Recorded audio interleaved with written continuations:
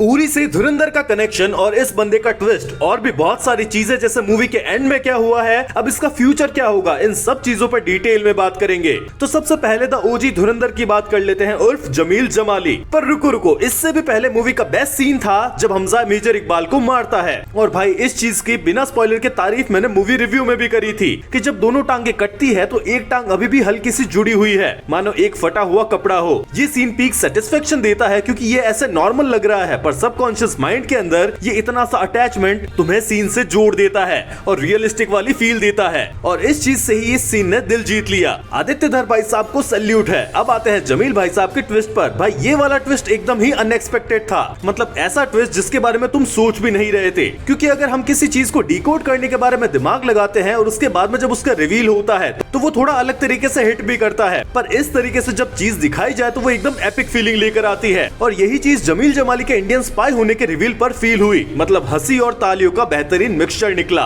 और इससे सारी चीजें अब समझ भी आती है। जैसे अजय सन्याल के कैरेक्टर ने धुरंधर मिशन के स्टार्टिंग में बताया था, जब वो सारे कैंडिडेट्स को इस मिशन के लिए तैयार कर रहे थे, तब वो बोलते हैं कि पाकिस्तान में जो टेररिस्ट फंडिंग है वो वहाँ की गैंग से ही मिल रही है। अब ये बात अजय सन्याल को वहाँ से कैसे पता चली, तो इसका जवाब है जमील जमाली, क्योंकि इसे 45 साल पहले भेजा गया था लियारी के पॉलिटिक्स में इन्फिल्ट्रेट करने के लिए, जो बंदे ने बखूबी किया भी और उस लेवल पर पहुंच गया। उसके बाद में उसे सारी गैंग्स के बीच जो चीजें चल रही होती है वो, और मेन टेररिस्ट प्लानिंग में क्या चल रहा होता है, ये सब पता चलने लगा था। उसके बाद में वहाँ पर एंट्री हुई हमजा जैसे कैंडिडेट की, जो अब उस गैंग के अंदर घुसेगा और उसे अंदर से खोखला करेगा और मौका मिलने पर भारी हमला भी करेगा, जैसा हमजा करता भी है। एक एक बंदे को मारना जो टेररिस्ट गतिविधि में शामिल थे। और यहाँ पर आती है आदित्य धर की पीक डिटेलिंग। जो लोग मरते हुए हमें मूवी में दिखाए गए हैं वो सारी डेथ्स रियल लाइफ में 2023 और 24 के टाइम पर हुई भी है। और इस चीज से ये भी समझ आता है कि भाई धुरंधर मिशन कोई अंधेरे में तीर की तरह नहीं मारा गया था। चीजें काफी पहले से प्लान करी जा रही थी और पाकिस्तान में पहले से ही बैकअप तैयार था। जैसे जब हमजा फंसने वाला होता है तब जमील की बेटी उसे सारी इन्फो दे देती है और फिर जमील अजय सन्याल को फोन करके एक बैकअप प्लान तैयार करवाता है कि अगर आईएसआई और पाकिस्तान वाले हमजा को पकड़ भी लेते हैं तो इसे कैसे छुड़वाना है। और फिर वही रसपुतिन वाले सॉन्ग के साथ में ये एपिक मूवमेंट भी होता है। अब जैसे धुरंधर 2 के रिलीज होने से पहले काफी स्पेकुलेशंस लगाई जा रही थी कि ये उरी मूवी से कनेक्टेड हो सकती है, पर अब सारी चीजें क्लियर हो गई है। पहली बात तो जसकीरत सिंह रांगी का जिक्र जो उरी मूवी में हुआ था, और ये जो रणवीर सिंह का कैरेक्टर है दोनों ही अलग अलग है। साथ ही यामी गौतम का जो ये कैरेक्टर दिखता है नर्स का, उसे देखकर तुम्हारे मन में आएगा कि ये शायद वही उरी वाली नर्स हो सकती है, पर ये चीज शायद सही नहीं है, क्योंकि अपने जमील भाई साहब का रोल भी उरी में था और वहाँ वो इंटेलिजेंस ऑफिशियल के रोल में होते हैं, तो यहाँ पर कोई भी कनेक्शन नहीं है। अब आते हैं भाई एक लूज एंड पर, जो संजय दत्त के कैरेक्टर के साथ में पुलिस वाला कैरेक्टर होता है, जिसे सब पता चल जाता है और हमजा के बारे में वो मेजर इकबाल को भी बता देता है। तो लास्ट में वो कहाँ पर गया था, तो यही चीज मूवी के क्रेडिट्स खत्म होने के बाद में दिखाई भी जाती है कि वो पुलिस वाला हमारे रसपुतिन वाले कैरेक्टर को सच बताता है कि हमजा ही इंडियन स्पाई है।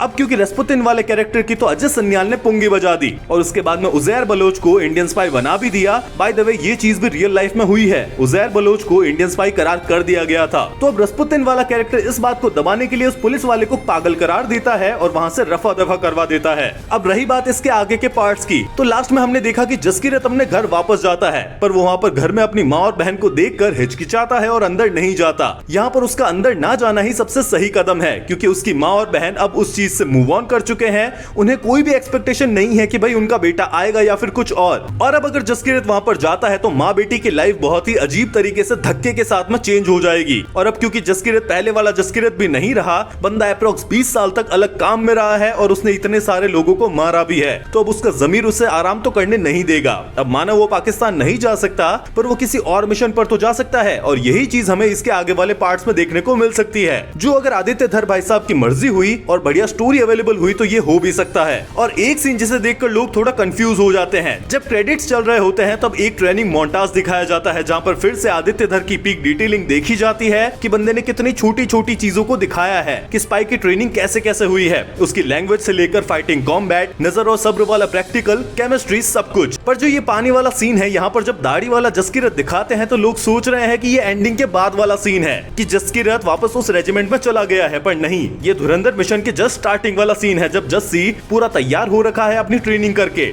और अब वो जाने के लिए तैयार है। और फिर ये सीन आता है जहाँ पर अजय सन्याल उसे बोलते हैं नजर और सब्र वाली बात, और फिर वही पाकिस्तान जाना और सब काम करना। तो रियल स्टोरी लाइन में जसकीरत की एंडिंग जो है वो यही है इस वाले सीन में। अब कुछ अगर फ्यूचर में प्लान्स बनते भी है तो वो यहीं से बनेंगे। तुम बताओ तुम्हें मूवी का बेस्ट सीन क्या लगा और क्या तुम इसके पार्ट 3 को देखना पसंद करोगे। वीडियो पसंद आए तो लाइक करो, ज्यादा पसंद आए तो एक दोस्त के साथ में शेयर करो, सब्सक्राइब करो ऐसी ही और इंटरेस्टिंग वीडियोस देखने के लिए। मिलते हैं नेक्स्ट वीडियो में, तब तक के लिए बाय।